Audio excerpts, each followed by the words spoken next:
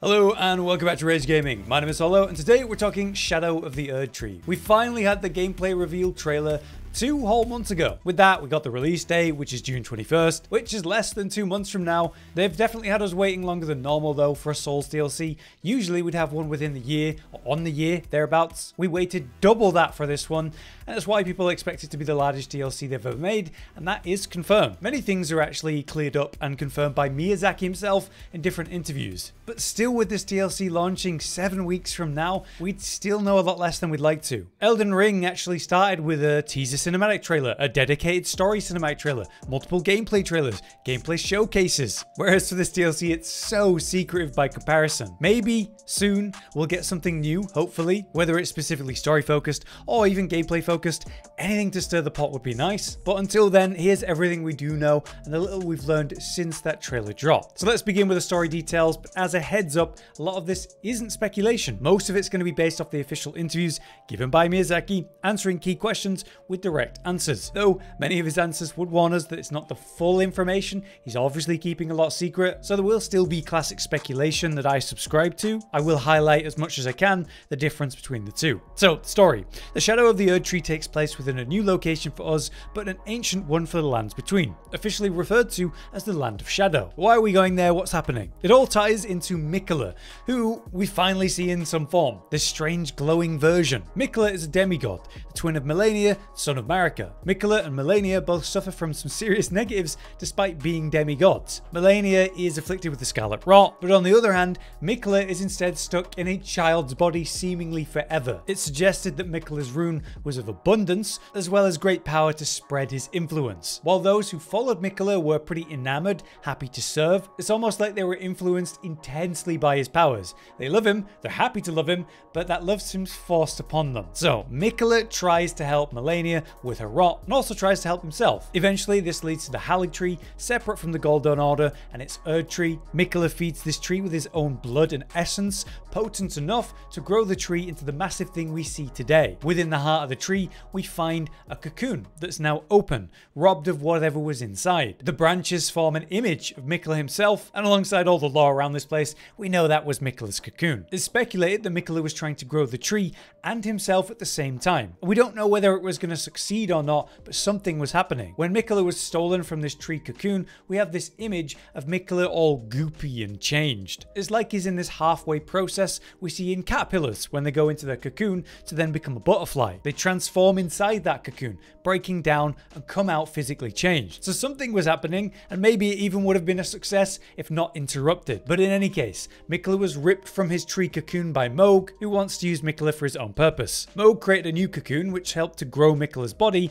but seemingly nothing else. His body looks much larger, is withered, corpse-like, completely unrecognizable. But finally in the DLC, in the Shadowlands, we're going to find Miquella, or a form of him. He's ethereal, like an evolved magical state. Maybe this is the result of a butterfly-style cocoon process. But why, and what does he want? From an interview with IGN, Miyazaki gave us some details around all of that. This Land of Shadow is a place where we're walking in the steps of Miquella. Miquella will be a key part of the story. Miquella was indeed the character in the key art they released with that OG announcement. It is he who travelled to the Land of Shadow, and we're just following him, trying to see what he's doing there. In any case, separate to Miquella's purpose are the characters who are already in this Land of Shadow, as well as big figures that came here long ago, specifically Queen Marika. Because as we follow Miquella into this Land of Shadow, Miquella is also following Marika, as suggested again by Miyazaki. The quote is, "The story will also involve Queen Marika and what she did in this Shadow Land, what led Miquella to follow her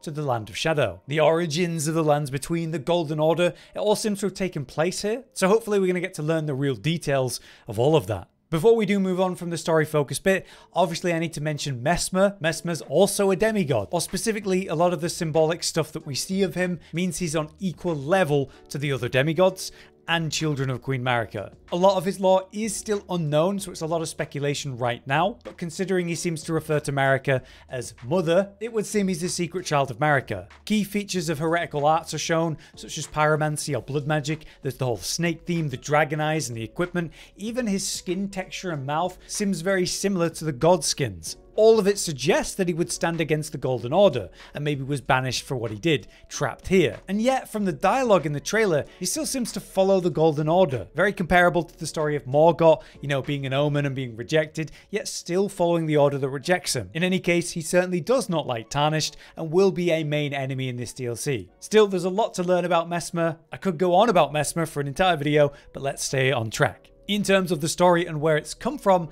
it's actually not new. It was created and simply not used in the original game long before release. As Miyazaki told us, there's no new source material written, it's based on the original stuff. The quote is this: "It is the same as it was in the base game. The DLC, Shadow of the Erdtree, is based on one part of the original mythos that George R.R. Martin had penned for us. He has not created something new which has informed the design of the DLC. It's just another part of the original story that we thought fit to tell as a new expansion." So, Messmer, this land of shadow, it was always part of the story, just put aside and hidden away, potentially with DLC in mind. Now, what about the location itself? This is indeed a brand new location to explore, completely separate from the map we know today. It is described in a vague but interesting way, apparently overshadowed by the particular shadow of the Erdtree rather than the Erdtree of the lands between. As we know, we're going to use some kind of teleport or warp to get there. Many speculated that will be at the cocoon found in Mohg's palace, and that's confirmed. The quote from Miyazaki is this: "The cocoon and arm you saw at the beginning of the trailer, this is actually the point of entry to the Land of Shadow, where the players will enter the DLC." So overall, it's still in the lands between, technically the same universe, just a hidden location, somehow disconnected. Miyazaki said this: "Due to something story related that we're not going to reveal today, this has become physically disconnected, and you'll travel to the Shadow of the Erdtree land as a separate place." So hopefully we're going to learn why and how and all that. The concept really reminds me of the painted world of Dark Souls 1. You would enter a painting in Anor Londo, leading to a castle-style building standing on its own. Here we find all kinds of rejected types, creatures and people rejected by normal society. So the Land of Shadow really seems similar. The sins, heretical arts, rejected people not fitting within the Golden Order seem to be all over the place. There's the Crucible theme with that monster that seems to be a boss fight, and there's also the giant Wickerman enemies that I'll explain shortly. Obviously, Messmer is the ultimate expression of all of that though. The theme of snakes being traitors are here, the blood pyromancy, the dragon eyes, all of that. And with the location being disconnected and closed off,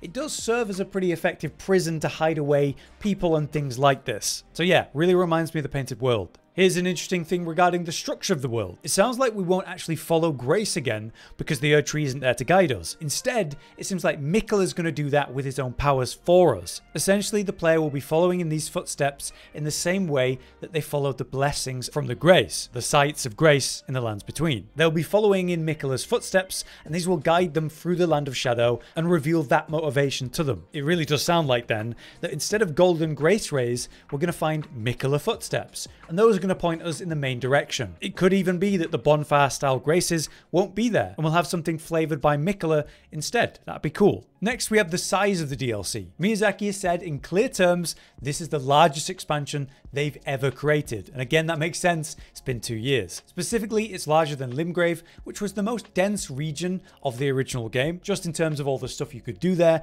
the way that, it was sectioned off into 3 areas. The quote from Miyazaki is this: "In terms of pure surface area, you could think of something larger even than Limgrave in the base game. We wanted to go more in depth and bring a denser, richer level design, which brings these types of layouts together a lot more seamlessly. There will still, of course, be large open areas and legacy dungeons, but we've experimented with something a little more in between these to bring a more diverse gameplay experience." So it sounds a lot more seamless, obviously. Maybe from open world exploration, going into a legacy dungeon will be less obvious. Lastly for the video, here's some quickfire gameplay details we learned about. It looks like based on the trailer, there's going to be over 10 new boss fights. We've had it confirmed there's going to be 8 new weapon categories on top of the usual new equipment based on all categories. When talking about difficulty, it seems like it's going to be comparable to the Millennia boss fight, most likely in regards to Messmer that. We wanted to provide these challenging encounters and menacing threats, but in order to do that, we wanted to give the player a lot of freedom of approach. We want them to feel free in how they choose and when they choose to approach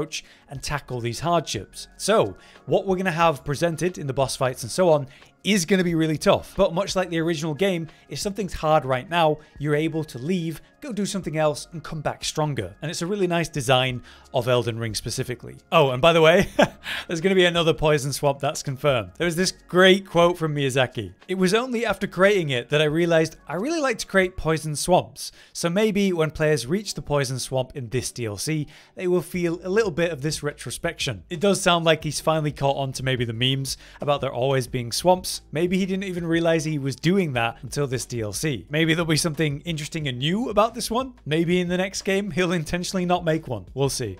In terms of brand new official information since the trailer and interviews, we do have one thing, and it's this tweet. It's an image of one of those giant Wickerman enemies. The sordid sins of war still walk the realm of shadows, even as their victims search fruitlessly for recompense. It seems like those giant Wickerman enemies are referred to as sins of war, and indeed they are physical containers for sinners, collecting and burning those deemed heretical. It almost looks like this is an expression of hell for those that go against the Golden Order. Still, it's nice to have something official to refer to, even if it is small. But there you have it. That's my updated overview of everything Shadow of Erdtree as of the beginning of May 2024. Hopefully very soon we'll get, say, trailer 2, be it cinematic and story-based or gameplay-based or whatever. I hope this video revealed something new to you or just updated you in the way you wanted. For now, I'll keep waiting until we get something new to talk about, but until then, I've been Hollow, you've been you. Thanks for watching. Josh, Cotton, and Hollow with the videos, dropping the humor like a hammer on your tippy toes, bringing entertainment on a daily arrangement to take our insanity and turn it into entertainment. Yes, I said entertainment twice, to reiterate that it is nice to look into your faces on a mostly daily basis when you let us in your homes to make the whole world a stage. Goodbye.